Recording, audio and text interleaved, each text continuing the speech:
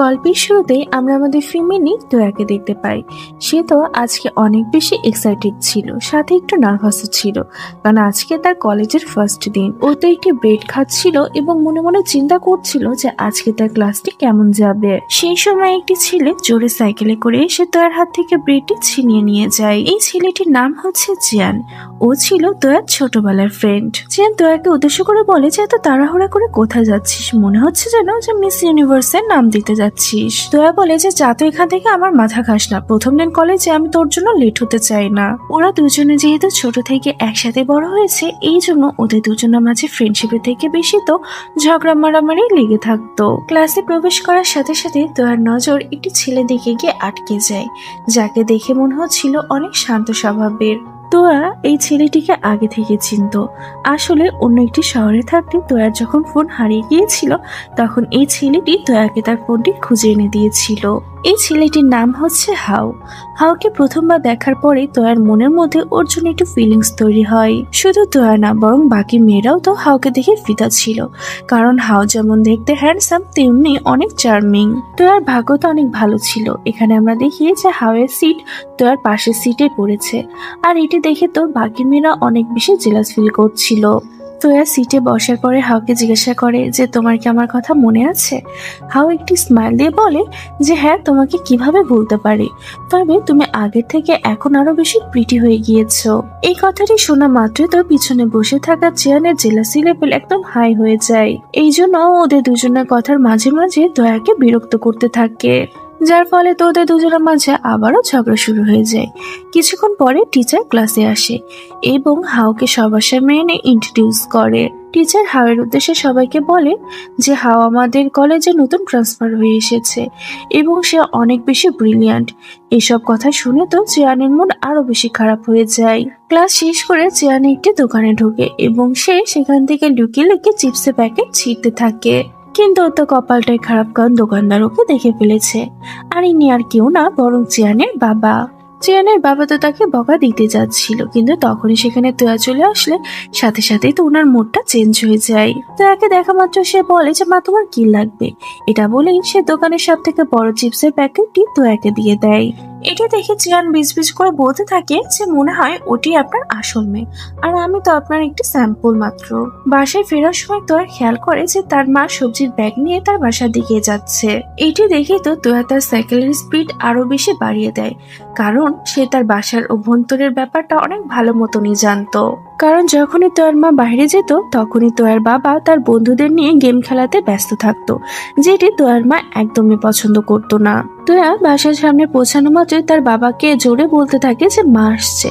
ব্যাস, এই কথাটুকু শোনার পরে তোয়ার বাবা এত তাড়াহুড়ো করে সবকিছু গুছিয়ে ফেলতে থাকে, মনে হয় যেন ফায়ার অ্যালার্ম বাজছে। গেমিং এর সমস্ত জিনিসগুলোই কিচেনের একটি জিনিসের মধ্যে লুকিয়ে রেখে দেয়। মা আসার পরে তার কাছে এমনই মনে হয় যেন সবকিছু স্বাভাবিক রয়েছে, কিন্তু সবকিছু আর বেশিক্ষণ স্বাভাবিক থাকে না। মা কিচেনে যাওয়ার পরে তো প্রমাণ পেয়ে যায়, আর তখনই শুরু হয় লেকচারবাজি। দুইজনের ঝগড়ায় বিরক্ত হয়ে তোয়া তার কানে হেডফোন লাগিয়ে দেয়, যাতে করে সে আর কিছু শুনতে না পায়। বিকাল বেলায় জিয়ান বাহিরে ঘোরাফেরা করছিল। সেই সময় সে তার বাবাকে অন্য একটি মহিলার সাথে দেখতে পায়। ওর মাথার মধ্যে খারাপ খারাপ চিন্তা ঘুরপাক খেতে থাকে। আসলে জিয়ানের মা ছোটবেলাতে মারা গিয়েছিল, এই জন্য জিয়ানের মনে একটি ভয় ঢুকে যায়। তো আর সেই সময় ওর পাশ দিয়ে যাচ্ছিল, আর সে জিয়ানের ফেসটি দেখে ব্যাপারটা বুঝতে পেরে যায়। আর সে ওর কাছে এসে বলে যে রিল্যাক্স কর, ওই আন্টিটির মুখটা দেখেছিস কত বড়। দেখে তো এমনই মনে হচ্ছে যে উনি তোর বাবার সেভিংস একদিনে শেষ করে ফেলবে। তোর বাবা এত বেশি সাহসী না যে এরকম কোনো মহিলাকে নিজের জীবনে নিয়ে আসতে দিবে। জানতো তার কোনো কথাতে পাত্তা দেয় না। পরের দিন ক্লাসে তোয়া পড়াশোনা বাদ দিয়ে লুকিয়ে হাওয়ার স্কেচ বানাচ্ছিল, কিন্তু টিচার ওকে ধরে ফেলে আর বকা দিয়ে বলে যে সব নোবেল লেখার শখ ক্লাসে বাইরে গিয়ে পূরণ করো। এর আগে যে ড্রামাটি হয়েছিল সেটা থেকে কি তুমি কোনো শিক্ষা নিয়েছো নাকি নেওনি? এইটি শুনে তোয়া তো পুরো শকড হয়ে যায়, কারণ সেই ব্যাপারটা তো শুধু জিয়ানকে বলেছিল। তাহলে টিচার কিভাবে জানতে পারলো? আসলে হয়েছিলটা এমন যে তোয়া লিখতে অনেক বেশি ভালো লাগতো, এই জন্য সে একটি ম্যাগাজিন কোম্পানিতে অ্যাপ্লাই করেছিল, চেয়ানো ওকে ফোন সাপোর্ট করেছিল। ম্যাগাজিন কোম্পানি থেকে তোয়ার কাছে ফোন আসে এবং তাকে একটা অ্যাড্রেস দেওয়া হয়। তোয়া তার বাবার থেকে টাকা নিয়ে সেই অ্যাড্রেসে চলে যায়। সেখানে যাওয়ার পরে একটি মহিলা ভুল বুঝিয়ে তার থেকে টাকা নিয়ে তাকে অন্য একটি জায়গাতে পাঠিয়ে দেয়। সেখানে যাওয়ার পরে তোয়া ব্যাপারটা বুঝতে পারে যে তার সাথে আসলে স্ক্যাম করা হয়েছে। তোয়া তার বাবার এত কষ্টের টাকা এইভাবে ফুরিয়ে ফেলেছে ভেবে তো তার অনেক বেশি কষ্ট লাগে। তাই সে কান্না করতে করতে চেয়ানকে ফোন দেয় আর তাকে বলে যে প্লিজ তুমি আমাকে এখান থেকে নিয়ে যাও। কিছুক্ষণ পরে চেয়ান যখন সেখানে আসে তখন সে দেখে যে তোয়া একটি ছেলেকে এখান থেকে চলে যাওয়ার জন্য বলছে। ওই ছেলেটা আসলে হাও ছিল আর এটাই সেই দিন ছিল যেদিন তোয়া তার ফোনটি হারিয়ে ফেলেছিল এবং হাও তাকে ফোনটি খুঁজে এনে দিয়েছিল। এখানে আসার পরে রাত হয়ে যায় আর এই শহরে যেহেতু তারা নতুন ছিল তাই তাদেরকে একটি হোটেল বুক করতে হয়। তবে হোটেলে আর কোনো রুম ছিল না, মাত্র একটি রুম ছিল, যার কারণে তাদেরকে একটি রুম শেয়ার করে থাকতে হয়। রুমের মধ্যে যাওয়ার পর ওরা বুঝতে পারে যে এই রুমটি তো একটি রোমান্টিক কাপলদের জন্য তৈরি করা হয়েছে। চ্যান তোয়াকে বলে যে তুমি বেডে ঘুমাও, আমি সোফাতে গিয়ে ঘুমিয়ে পড়ছি। তোরা হাসতে হাসতে বলে যে বেডে তো এত জায়গা রয়েছে, তাহলে তোমার বেডে শুতে কি প্রবলেম। তখন চ্যান বলে যে এত বেশি বকবক করো না। এটা বলেই সে সোফাতে ঘুমিয়ে পড়ে। চ্যান গভীর ঘুমের মধ্যে ছিল, কিন্তু তার ঠোঁটে ছোট্ট একটি স্মাইল ছিল। আসলে সে তোয়াকে নিয়ে স্বপ্ন দেখছিল যে ওরা দুজনে সুন্দর একটি জায়গাতে আছে এবং চ্যান ওকে কিছু একটা বলতে যাচ্ছিল, কিন্তু তখনই একটি জোরে থাপ্পড় লাগে ওর গালে আর ওর ঘুমটি ভেঙে যায়। ঘুম ভাঙতে ও তার সামনে তোয়াকে দেখতে পায় আর মনে মনে ভাবে যে কিসের বদলে এভাবে আমি থাপ্পড় পেলাম। পরের দিন সকালবেলায় ওরা আবারও নিজেদের বাসাতে ফিরে আসে আর ওই ঘটনাটি ওখানে শেষ হয়ে যায়।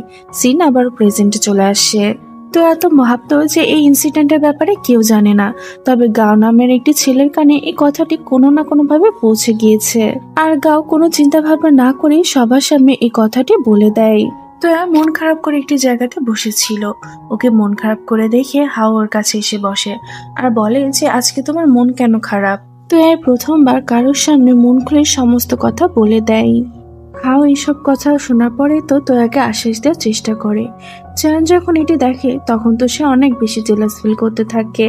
এই জন্য সে ওদের দুজনের মাঝে গিয়ে বসে পড়ে আর সে তোয়াকে বলে যে তোয়া, টিচার আমাকে রিয়েল লাইফে যে অ্যাসেটা দিয়েছিল সেটা আমি এখনো কমপ্লিট করতে পারিনি, প্লিজ আমাকে একটু হেল্প করে দিতে পারবা। তোয়া কিছুক্ষণ চুপ থাকে, তারপরে ওর থেকে সে কপিটি নিয়ে নেয় আরো অনেক সুন্দর হ্যান্ডরাইটিং এর মাধ্যমে এসিটি কমপ্লিট করে লিখে দেয়। পরের দিন ক্লাসে টিচার সবার এসের কপি চেক করছিল আর সে চ্যানের কপিটিকে আলাদাভাবে রেখে দেয় আর তারপরে সে বলে যে এই অ্যাসিডটার মধ্যে একটি আলাদা ধরনের ফিলিংস রয়েছে, তাই চ্যান তুমি নিজে এসে এই অ্যাসিডটিকে সবার সামনে পড়ে শোনাও। চ্যান তো খুব কনফিডেন্টলি সবার সামনে এসে অ্যাসিডটি পড়তে থাকে। প্রথম দিকে ভালোই যাচ্ছিল, কিন্তু যতই চ্যান অ্যাসিডটি পড়তে যাচ্ছিল ততই তো সবাই অনেক বেশি হাসাহাসি করতে শুরু করে দেয়। অ্যাসে এমন ছিল যেন কোনো মেয়ে তার মনের কথাটি এর মাধ্যমে লিখে দিয়েছে। পুরো ক্লাস তো হাসতে হাসতে পুরো মেতে উঠেছিল আর তোয়া তো মনে মনে অনেক বেশি খুশি হচ্ছিল। ক্লাস শেষ করার পরে চ্যান তোয়ার কাছে যায় আর ওকে বলে যে তুমি এটা ইচ্ছে করে করেছো তাই না। তোয়া বলে যে আজকের পর থেকে তুমি আমার সাথে আর কথা বলবে না। এটা বলে তোয়া সেখান থেকে চলে যায়। চ্যান তো ওখানে বসে থাকে, ও তো বুঝতেই পারছিল না যে হঠাৎ কি হয়ে গেল। কিছুদিন পরে সিন দেখানো হয়, তোয়া হসপিটালে আসে। আসলে কিছুদিন ধরে ওর শরীরটা খুব একটা ভালো যাচ্ছিল না। রিপোর্ট হাতে পাওয়ার পরে তোয়ার ফেসটা পুরো ফ্যাকাশে হয়ে যায়। ডক্টর অনেক গম্ভীর স্বরে বলে তোমার নিউরোলজিক্যাল হেপাটাইটিস হয়েছে, রেগুলার চেক আপ করা প্রয়োজন। একটু যদি অন্যমনস্ক হও তাহলে এটা তোমার জন্য অনেক ক্ষতি বয়ে আনতে পারে। তো হয়তো এই ব্যাপারটা তার প্যারেন্টসদেরকে জানায় না। স্কুলেও সে একদম চুপচাপ হয়ে গিয়েছিল।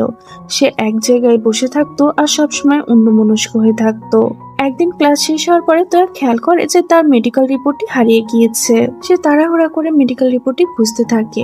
হাও এটি দেখে ওকে জিজ্ঞাসা করে যে তুমি কি কিছু খুঁজছো। তোয়া তার প্রশ্নটিকে এড়িয়ে দিয়ে তাড়াতাড়ি করে সেখান থেকে চলে যায়। ওইদিকে একটি মেয়ের হাতে এই রিপোর্টটি পড়ে যায় আর সে কিউরিওসিটিতে এই রিপোর্টটি খুলে দেখে আর এখানে সিনটি কাট হয়ে যায়।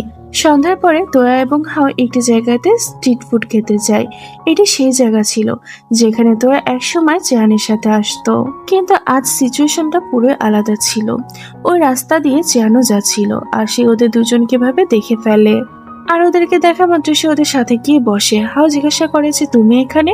চিয়ান কিছু বলতে যাচ্ছিল, তখনই তোয়া পা দিয়ে ওকে গুতা মেরে চুপ করিয়ে দেয়। আসলে তোয়া হাওকে বলেছিল যে সে এখানে সবসময় একা আসতো, আর এটা সে ওকে ইমপ্রেস করার জন্য বলেছিল। খাওয়া দাওয়া শেষ হওয়ার পরে হাও তোয়াকে বলে যে আমি আবারও তোমার সাথে এখানে আসতে চাই। চিয়ান হাত উঁচু করে বলে যে হ্যাঁ হ্যাঁ আমিও। তোয়া তো তখন পুরো রাগান্বিত হয়ে যায়। চিয়ান বুঝতে পেরে যায় যে তোয়া রেগে গিয়েছে। পরের দিন তোরা যখন ক্লাসে যায় তখন দেখে যে সবাই যেন তার থেকে দূরে দূরে থাকার চেষ্টা করছে। তোরা যেহেতু হেপাটাইটিস রয়েছে তাই কেউ মুখের উপর ওকে কিছু বলছিল না, কিন্তু সবার থেকে দূরে থাকার চেষ্টা করছিল। তবে সবার মধ্যে থেকে সে একটু আলাদা ছিল। সে তোরার জন্য ক্যান্টিন থেকে খাবার নিয়ে এসে মনটা ঠিক করার চেষ্টা করে, আর তোরাও একটু ভালো ফিল করছিল। কিন্তু তখনই কিছু ছেলেরা পিছন থেকে খারাপ খারাপ কমেন্ট করতে থাকে, আর তোরা তো খাবারটি না খেয়ে সেখান থেকে উঠে চলে যায়। হাও এসে ওকে বোঝায় যে চিন্তা করো না, এই অসুখটি ট্রিটমেন্টের মাধ্যমে ঠিক করা সম্ভব। তোয়া একটু রিল্যাক্স ফিল করতে থাকে। তখনই সেন নামের মেয়েটি এসে সিম্প্যাথি নেওয়ার চেষ্টা করতে থাকে। আসলে তো এটাই যে ওই এই কথাটি পুরো ক্লাসে ছড়িয়েছে। দ্বিতীয়বার হাও আবার ওর জন্য খাবার নিয়ে আসে এবং তো এবার আর ওকে মানা করতে পারে না। দূর থেকে জানি সমস্ত কিছু দেখছিল, ওর মনটা তো অনেক বেশি ভারী হয়ে যায়। আর সে ব্যাপারটাও জানতে পারে যে কিছু ছেলেরা তো একে নিয়ে খারাপ খারাপ কমেন্টস করেছিল। চেয়ান তো নিজেকে আর আটকাতে পারে না, আর সে ওই ছেলেগুলোর সাথে গিয়ে মারামারি করে। যখন তোয়া ব্যাপারটা জানতে পারে তখন সে দৌড়ে ওর কাছে যায়। তোয়া কান্না করে বলতে থাকে যে আমি চাচ্ছিলাম না এই ব্যাপারটা কেউ জানুক, আমি হয়তো আর বেশি দিন। সেই সময় চেয়ান ওকে আটকাই আর বলে যে তোমার কিচ্ছু হবে না, আমি আছি তোমার সাথে। এরপরে আমরা দেখি যে চ্যান হাওয়ার গেমিং সেন্টারে পার্ট টাইম জব করতে থাকে, যাতে করে সে তোয়ার ট্রিটমেন্টের জন্য টাকা জোগাড় করতে পারে। একদিন ও শুনে ফেলে যে ওর বাবা এবং তোয়ার বাবা ওদের দুজনকে ভাই বোন বলছিল, আর এটি শুনে তো ওর মনটা পুরো ভেঙে যায়। এরপর থেকে ও তোয়ার থেকে দূরে থাকার চেষ্টা করে। তো এর ব্যাপারে ওকে জিজ্ঞাসা করলে ও তো ওকে ফুল ইগনোর করে। পরবর্তী সিনে আমরা দেখতে পাই যে একটি অনুষ্ঠানে তোয়াকে স্পিচ দেওয়ার জন্য ডাকা হয়। তোয়া তো মন খুলে তার সাথে যা যা ঘটে গিয়েছে, তার অসুস্থতা সবকিছুর ব্যাপারে সে সবাইকে সত্যটা বলে দেয়। ও আরো বলে যে সবাই যখন আমার থেকে দূরে সরে গেল তখন শুধুমাত্র একটা মানুষ আমার সাথে ছিল, সেটি হচ্ছে আমার বেস্ট ফ্রেন্ড চিয়ান। এটি শুনে চিয়ান স্টেজের উপরে যায় এবং সে তোয়াকে জড়িয়ে ধরে। ওরা দুজনেই তো এখানে অনেক বেশি ইমোশনাল হয়ে গিয়েছিল। আস্তে আস্তে তো ওদের ফ্রেন্ডরাও এগিয়ে আসে, চারিদিকে পুরো স্তব্ধ হয়ে গিয়েছিল।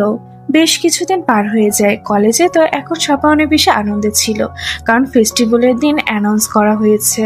চারিদিকে তো সবাই তাদের পারফরমেন্সটা কিভাবে করবে সেটা নিয়ে প্র্যাকটিস করে যাচ্ছিল। আর এদিকে তোয়া, চ্যান এবং হাও ডান্সে তাদের নাম লেখায়। বিকেল বেলায় ওরা ছাদে গিয়ে প্র্যাকটিস করতে থাকে। প্রথম দিকে সবকিছু তো ভালোই চলছিল।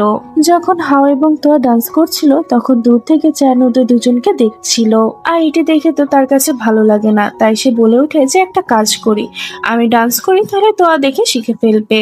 তো আর কিছু না বলে রাজি হয়ে যায়, কারণ ওর কাছে এই আইডিয়াটা বেশ ভালোই লাগছিল। প্র্যাকটিস করা আবারও চালু হয়। এবার তো হাও চ্যানকে ধরে ডান্স প্র্যাকটিস করাচ্ছিল। ও এখানে এমন ভাবে শেখাচ্ছিল যেন কোনো মেয়েকে শেখাচ্ছে। চ্যানের পেশেন্স তো পুরো শেষ হয়ে যায়, তাই সে আবারও তোয়াকে হাওয়ের সাথে ডান্স করতে দিয়ে নিজের সাইডে সরে আসে। কিন্তু ওর ফেস দেখে তো এটা বোঝা যাচ্ছিল যে ও খুব রেগে আছে। রাত হয়ে যায় আর আমরা তোয়াকে দেখি সে তো এখনো প্র্যাকটিস করে যাচ্ছিল।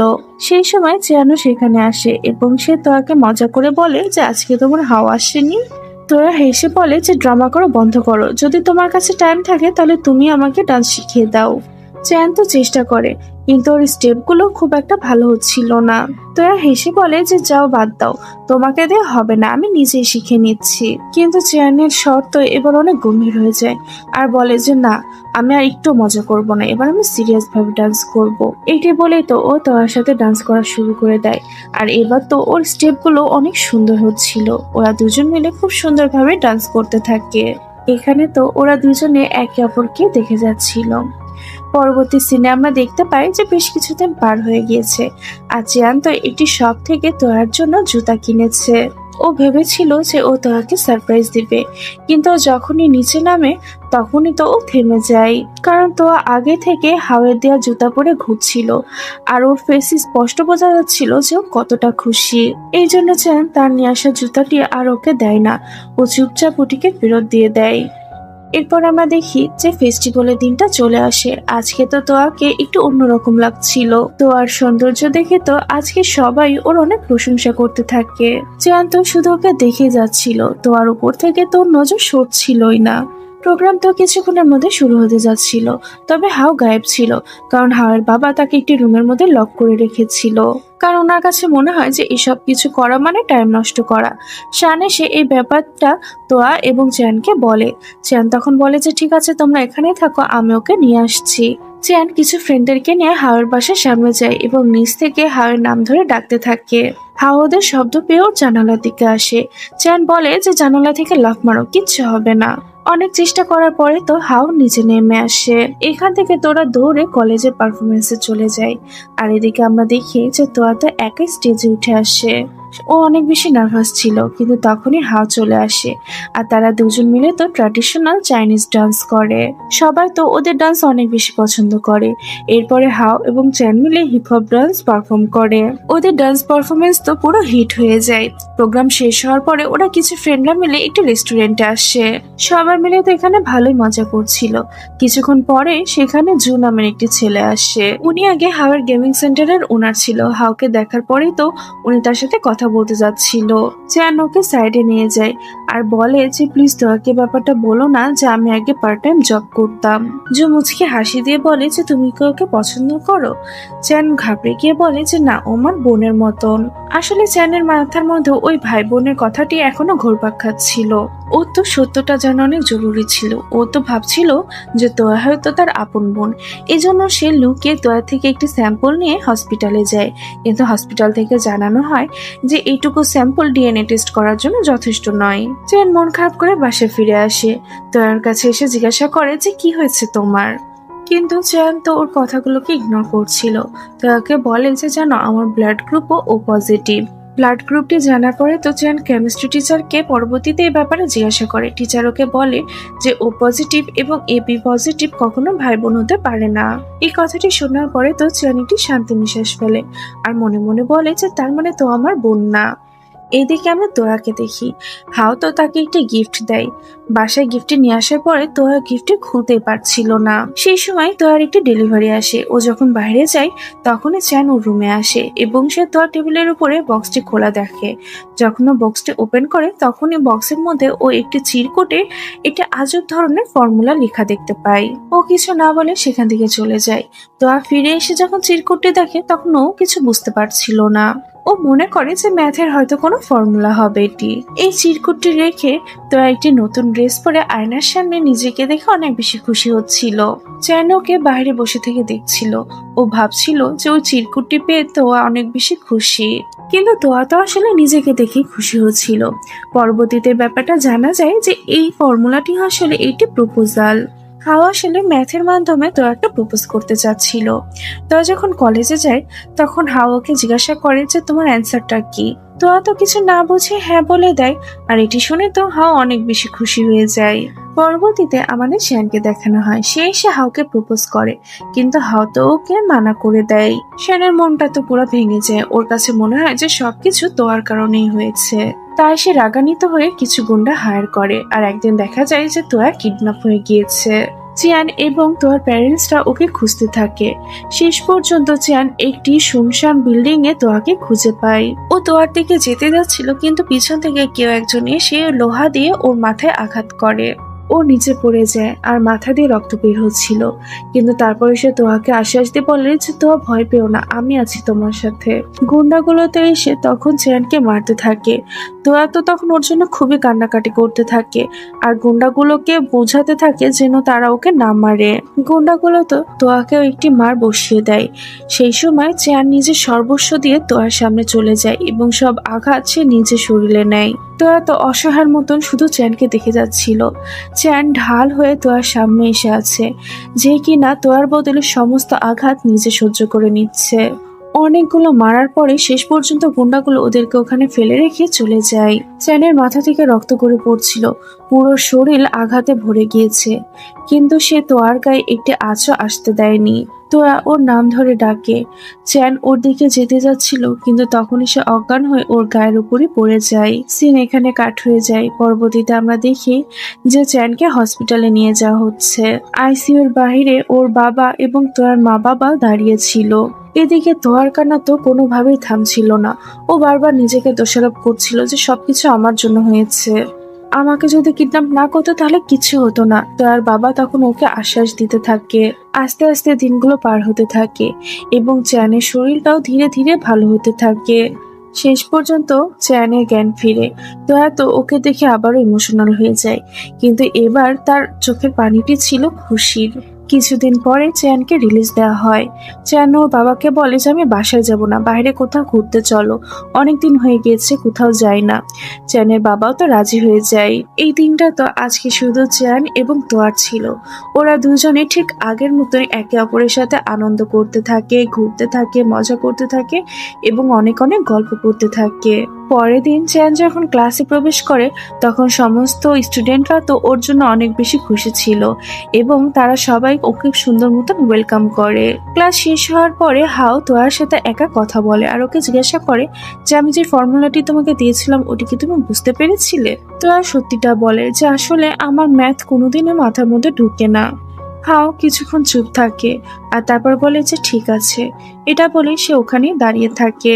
দূরে যখন ও চেয়ানকে দাঁড়িয়ে থাকতে দেখে তখন ও মনে মনে বলে যে তুই জিতে গেলি।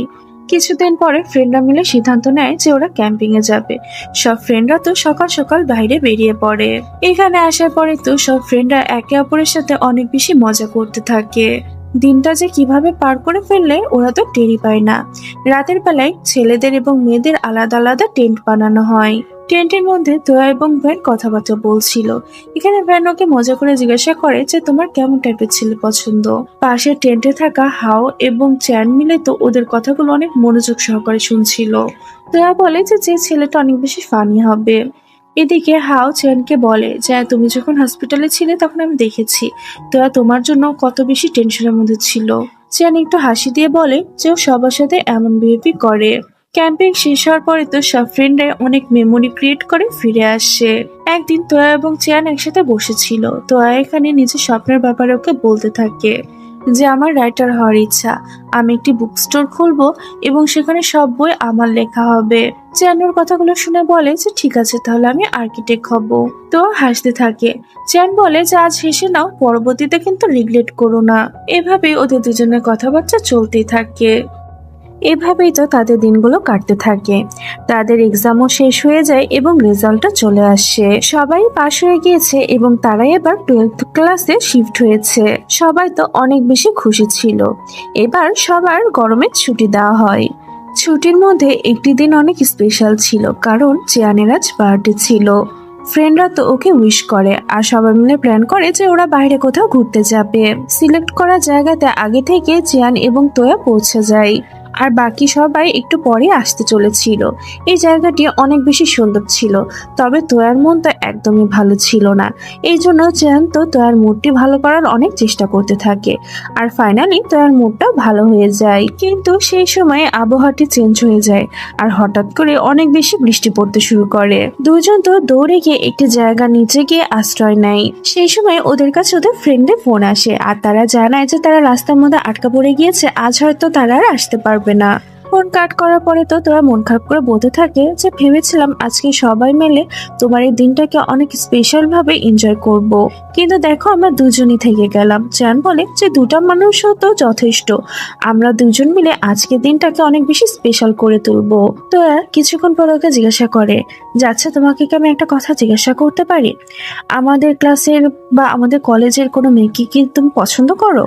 চ্যান ওর দিকে তাকাই। ওকে সে কিছু একটা বলতে যাচ্ছিল কিন্তু সে বলতে পারে না। কিছুক্ষণ পরে তোরা ওর অ্যান্সারটি শোনার বদলে ওর কাঁধে মাথা রেখে ঘুমিয়ে পড়ে। এখানে তো ওরা দুজনে অনেক ক্লোজ অবস্থায় ছিল। চ্যান তো শুধু তোয়াকে দেখে যাচ্ছিল। বৃষ্টি থামার পরে ওরা দুজন মিলে একসাথে বাসার দিকে রওনা দেয়। রাস্তার মধ্যে তোয়া চ্যানকে একটি গিফট দেয়।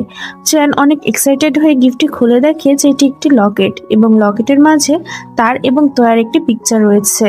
এইটি দেখে তো চ্যান অনেক বেশি খুশি হয়ে যায়, কিন্তু এরপরে সে তোয়ার সাথে মজা করে বলে যে মনে হচ্ছে এটি কোনো চিপ দোকান থেকে নেওয়া হয়েছে। এটি বলে সে লকেটটি নিজের গলায় পরে ফেলে। তোয়া একটু রাগ করে বলে, যদি সস্তা মনে হয় তাহলে গলায় কেন পড়লে, আমার গিফট আমাকে ফেরত দাও।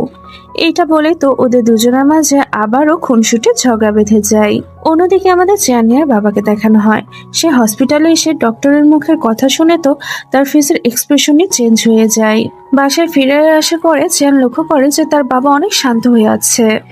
এরপরে একদিন চেয়ানের বাবা এবং তোয়ার বাবা কিছু জরুরি বিষয় নিয়ে কথাবার্তা বলছিল, কিন্তু যখনই চেয়ান এবং তোয়া ওখানে পৌঁছায় তখনই তো ওরা দুজনে চুপ হয়ে যায়।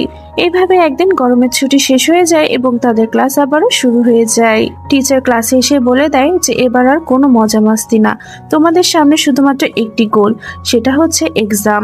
সবাই তো টিচারের কথা শুনে অনেক সিরিয়াস হয়ে যায়। রাতের বেলায় তোয়াকে দেখি সে তো রুমের মধ্যে বসে পড়াশোনা করছিল। এদিকে তোয়ার মা বাবা ফোনে কথাবার্তা বলছিল। আসলে তোয়ার মা কিছু কাজের কারণে বাইরে ছিল কিছুদিন ধরে।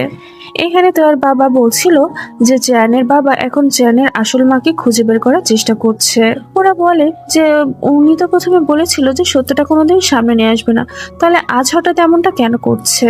তোয়া তো ওনাদের দুজনের সমস্ত কথা শুনে ফেলে, আর সে তো পুরো শকড হয়ে যায়। তোয়া ব্যাপারটা বুঝতে পেরে যায় যে চেয়ান তার বাবার নিজের ছেলে না।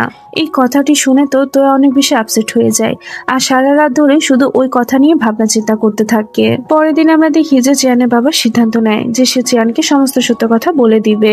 তাই সে চেয়ানের কাছে গিয়ে বলে যে আমি তোমাকে কিছু বলতে চাই। এটা বলেই সে বলে যে আমি তোমার জন্মদাতা পিতা না। চেয়ান হেসে দিয়ে বলে যে তুমি নিশ্চয় আমার সাথে মজা করছো, কিন্তু চেয়ানের বাবা তো গম্ভীর স্বরে বলে যে না, আমি সত্যি বলছি, আর তোমার আসল মা কোথায় এই ব্যাপারটা আমি জানতে পেরেছি। চেয়ানের বাবা সমস্ত সত্যটাকে বলতে থাকে যে তোমার জন্ম, কিভাবে আমি তোমাকে অনাথ আশ্রম থেকে নিয়ে এসেছি, সমস্ত কিছু। শেষ পর্যন্ত সে এটাই বলে যে তুমি সারা জীবন আমার কাছে তুমি নিজের ছেলের মতনই হয়ে থাকবে। চেয়ান তো ওনাকে কিছুই বলে না, এমনটা মনে হচ্ছিল যে ওর মনটা পুরো ভেঙে গিয়েছে। ও চুপচাপ বাসা থেকে বেরিয়ে আসে, তবে রাস্তার মধ্যে ওর সাথে তোয়ার দেখা হয়ে যায়। ও তোয়ার ফেস দেখে ব্যাপারটা বুঝতে পেরে যায় যে তোয়া সবকিছু জানতো। ও তখন ইমোশনাল হয়ে তোয়াকে জিজ্ঞাসা করে যে তুমি আগে থেকে সবকিছু জানতে, তাহলে আমাকে এতদিন কেন বলনি। তোয়া বলে যে আমি এই সত্যটা 2 দিন আগে জানতে পেরেছি, তবে বিশ্বাস করো আমাকে, এই সত্যটা বলার সাহস আমার হয়নি। আমি জানতাম এই কথাটা তোমাকে ভিতর থেকে কতটা ভেঙে দিবে, কিন্তু জানতো কোনো কিছু শোনার অবস্থাতেই ছিল না। ও কিছু না বলে দৌড়ে সেখান থেকে চলে যায়, আর তোরা তো চুপচাপ সেখানে দাঁড়িয়ে ওকে চলে যেতে দেখছিল। এইদিকে আমরা চেয়ানের বাবাকে দেখি, ওনার অবস্থাও তো অনেক বেশি খারাপ ছিল। উনি বলতে থাকে যে সব দোষ আমার, আমি আমার ছেলেকে সব সত্যিটা বললাম আর ও এভাবে আমাকে ছেড়ে চলে গেল। তো আর বাবা ওনাকে আশ্বাস দিয়ে বলে যে চিন্তা করো না, আমরা ওকে খুঁজে নিয়ে আসবো। ওরা তো তখন সব জায়গায় চেয়ানকে খুঁজে বেড়ায়, যেখানে যেখানে চেয়ানের থাকা উচিত। ওরা তো সব জায়গায় চেয়ানকে খুঁজে বেড়াচ্ছিল, কিন্তু কোথাওই চেয়ানকে পাচ্ছিল না। ওইদিকে আমরা চেয়ানকে দেখি, সে তো একটি জায়গাতে মন খারাপ করে বসেছিল, কিন্তু হঠাৎ করে চেয়ান উঠে দাঁড়ায় এবং সে নিজের বাসাতে চলে আসে। চেয়ানকে দেখে তোর বাবার খুশির আর ঠিকানা থাকে না। সে চেয়ানকে বলে যে তোমার মা তোমার সাথে দেখা করতে চায়। চেয়ান ওনাকে কিছুই বলে না, চুপচাপ দাঁড়িয়ে থাকে। পরের দিন কলেজে ওর সাথে তোয়ার দেখা হয়। তোয়া ওর কাছে এসে কথা বলার চেষ্টা করে, কিন্তু ওকে দেখে মনে হচ্ছিল না ওর তোয়ার প্রতি কোনো ইন্টারেস্ট রয়েছে। তোয়া বলতে থাকে যে আমাকে প্লিজ ক্ষমা করে দাও, আমার প্রথমে তোমাকে সমস্ত কিছু বলে দেওয়া উচিত ছিল। কিন্তু চিয়ান একটু হেসে বলে যে সমস্যা নেই, যা হয়েছে ভুলে যাও। এটা বলেই তো ও আবারও আগের মতনই তোয়ার সাথে কথা বলতে থাকে। বিকেল বেলায় তোয়া চ্যানের বাসাতে যায়। চ্যান তার বাসাতে বসে বই পড়ছিল, আর তোয়া চ্যানের বেডের পাশে নিচে বসেছিল। তখনই তোয়ার নজর বিছানার নিচের দিকে রাখা জুতার বক্সের দিকে গিয়ে পড়ে। বক্স থেকে জুতা জোড়া বের করে ও চেয়ানকে জিজ্ঞাসা করে এটি কি তোমার? চেয়ান তো ওকে কিছুই বলে না। এরই সাথে আমাদের একটি ফ্ল্যাশব্যাকের সিন দেখানো হয়। আসলে চেয়ান ওই দিন জুতা জোড়া ফেরত দিতে গিয়েছিল, কিন্তু সে ফেরত দিতে পারে না। তাই সে এটা আবারও নিজের সাথে করে নিয়ে আসে। সিন প্রেজেন্টে আসে। তোয়া তো সমস্ত কিছু বুঝে গিয়েছিল। সে চ্যানকে কিছুই বলে না। তোয়া হাসতে হাসতে জুতো জোড়াকে দেখে আর বলে যে আমার এই জুতো জোড়া অনেক পছন্দ হয়েছে, শুধু দেখতে একটু অকওয়ার্ড। তখন চ্যান বলে যে এটি কি প্রশংসা ছিল নাকি ডাইরেক্ট অ্যাটাক। পরের দিন সকালবেলা চ্যান তাড়াতাড়ি করে রেডি হচ্ছিল, কারণ যে মা তাকে জন্ম দিয়েছে আজ সে তার সাথে দেখা করতে যাবে। যাওয়ার আগে চ্যানের বাবা তাকে বলে যে ওনার সাথে ঠিক মতন কথা বলো, নাহলে মনে করবে আমি তোমাকে ঠিকভাবে মানুষ করতে পারিনি। চ্যান তাকে ঠিক আছে বললে বেরিয়ে পড়ে। চ্যানের যখন তার মায়ের সাথে দেখা হয় তখন তো সে অনেক ভয়ের মধ্যে ছিল, কারণ এত বছর পরে তার মায়ের সাথে তার দেখা হয়েছে। চ্যানের মা তো তার জন্য একটি শার্ট বের করে, তবে চ্যান তো চুপচাপ বসেছিল। মা সবকিছু বুঝতে পারে। সে চ্যানকে জিজ্ঞাসা করে যে তুমি কি আমার উপরে এখনো রাগ করে আছো। চ্যানের মা বলতে থাকে যে আমি কিছু জানতাম না, আমার বাড়ির লোক আমার থেকে সমস্ত কিছু লুকিয়েছিল। আর সে কান্না করতে করতে বলে যে আমি কোনোদিন সুযোগই পাইনি। চ্যান তো শুধু ওনাকে দেখে যাচ্ছিল, কিন্তু সে কিছুই বলতে পারছিল না। অন্যদিকে আমরা তোয়ার বাসাতে চ্যানের বাবা এবং তাকে বসে থাকতে দেখি। তোয়ার বাবা চ্যানের বাবাকে বলে যে তুমি দিন দিন অনেক অসুস্থ হয়ে পড়ছো, তোমার চিকিৎসা করা প্রয়োজন। আমার মনে হয় তোমার এবার চ্যানকে সত্যটা বলে দেওয়া উচিত। চ্যানের বাবা বলে যে আমার ওষুধগুলো অনেক বেশি দামি, আর আমার শরীরও এখন আর আমার সাথে নেই বলে আমার মনে হচ্ছে। এখানে সত্যটা সামনে চলে আসছে। আসলে ওনার 2টা কিডনি নষ্ট হয়ে গিয়েছে, আর ট্রিটমেন্টের জন্য অনেক বেশি টাকার প্রয়োজন, আর তার কিডনিটাও ট্রান্সপ্লান্ট করতে হবে। তোর বাবা বলে যে আমি যদি তোমাকে এই সময় সাহায্য করতে পারতাম তাহলে অনেক ভালো হতো, কিন্তু তোর চিকিৎসা করতে গিয়ে আমাদের হাতের অবস্থা একদম শেষ হয়ে গিয়েছে। চ্যানের বাবা বলে যে আমি আর চিকিৎসা করাতে চাই না। আমি চাই না যে আমার মৃত্যুর পরে চ্যানের হাতে আর কোনো টাকাই না থাকুক। আমার জমানো সমস্ত টাকাগুলো চ্যানের ভবিষ্যতের জন্য আমি রেখে যেতে চাই। ওইদিকে আমাদের চ্যানের এবং চ্যানের মাকে দেখানো হয়। এখানে চ্যানের মা বলে যে তুমি যদি আমার সাথে থাকো তাহলে তোমার বাবাও অনেকটা রিলিফ ফিল করবে। চ্যান তো চুপ থাকে। ওর চোখের সামনে শুধু ওর বাবার ফেসটাই ঘুরপাক খাচ্ছিল, যে কিনা বিনা স্বার্থে তাকে এতদিন ধরে লালন পালন করে এসেছে। চ্যান বাসায় ফিরে আসলে ওর বাবা ওকে জিজ্ঞাসা করে যে মায়ের সাথে দেখা হয়ে কেমন লাগলো। চ্যান বলে যে ঠিক ছিল। চ্যানের বাবা বলে যে আমি ভাবছি যে তোমার এক্সামের পরে তোমার মায়ের কাছে চলে যাওয়া উচিত, কারণ ওখানে তুমি অপরচুনিটি ভালো পাবে। চ্যান রেগে গিয়ে বলে যে তুমি আমাকে দূরে ঠেলে দেওয়ার এত জলদি কেন করছো। চ্যানের বাবা হেসে বলে যে আমি তো শুধু ভাবছিলাম, তবে আমি যদি কোনোদিন না থাকি তাহলে তোমাকে অনেক মজবুত হয়ে থাকতে হবে। এই সময় তো চ্যান তার বাবার কোনো কথার মানে বুঝতে পারে না। কিছুদিন পরে তাদের এক্সামের রেজাল্ট আসে, আর চ্যান তো এই রেজাল্টে ফার্স্ট হয়। সবাই তো অনেক খুশি ছিল, তবে চ্যান তো একটি জায়গাতে চুপচাপ বসে থাকে। পরের দিন আমরা দেখতে পাই যে তোয়া হসপিটালে আসে। চ্যানের বাবা হসপিটালে বেডে শুয়েছিল। তোয়া বলে যে আঙ্কেল আমার মনে হয় চ্যানকে এবার সমস্ত সত্যটা বলে দেওয়া উচিত। যদি দেরি হয়ে যায় তাহলে ও আমাদেরকে ভুল বুঝবে। চ্যানের বাবা বলে যে ঠিক আছে, আমি নিজেই ওকে সমস্ত সত্যটা বলবো। পরবর্তী সিনে আমরা দেখি যে চ্যান এবং তার বাবা সামনাসামনি বসেছিল।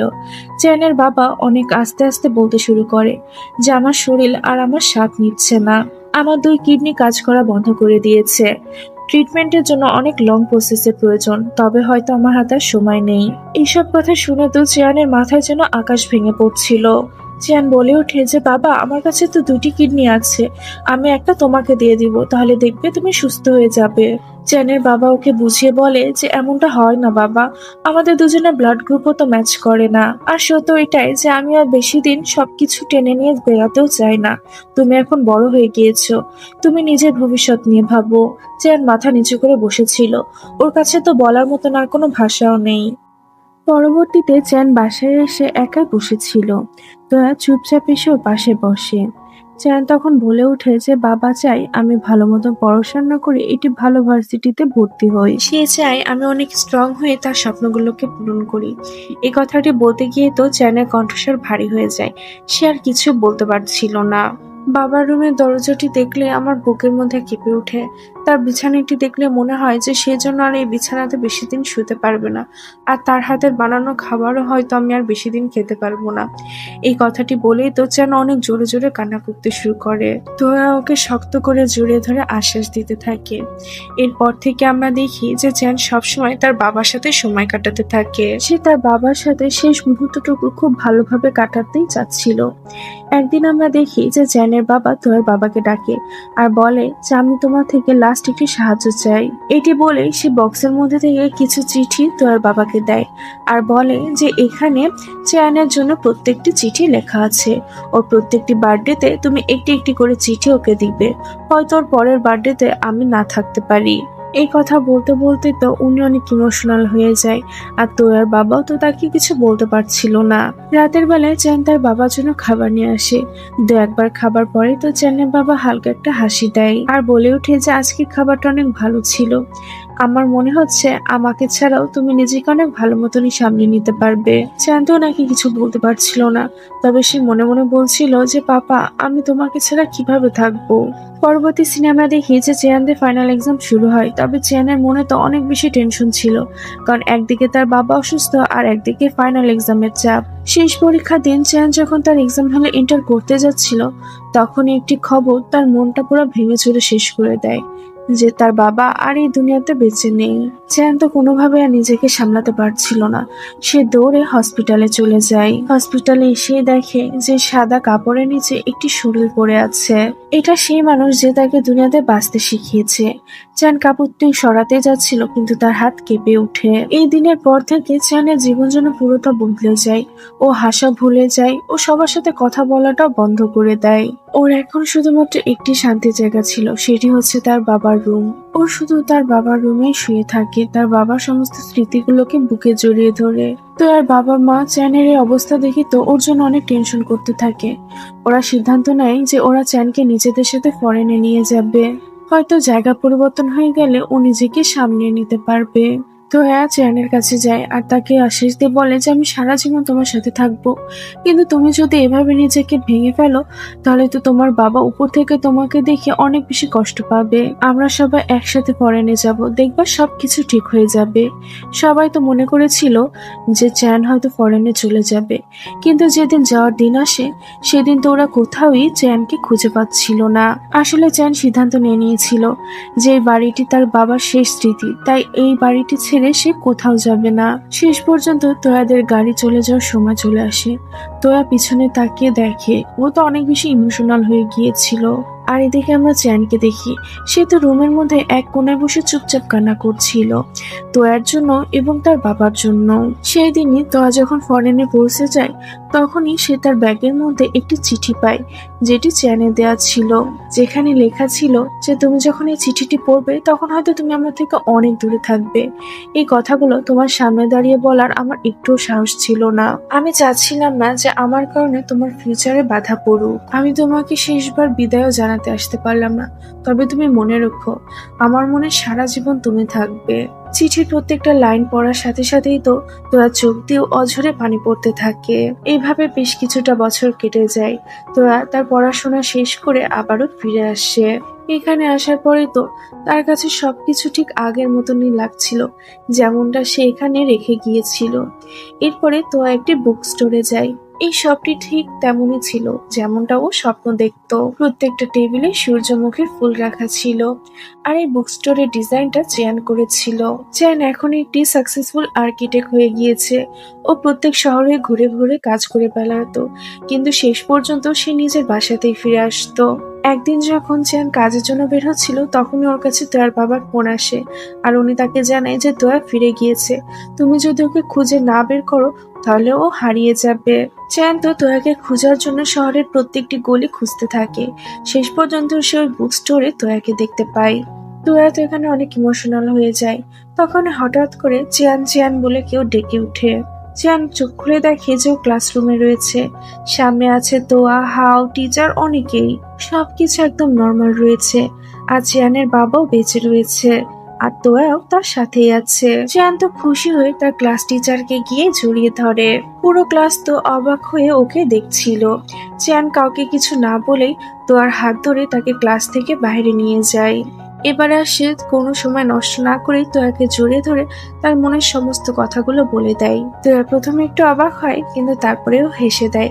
আসলে সেও চেয়ানকে অনেক আগে থেকে ভালোবাসতো।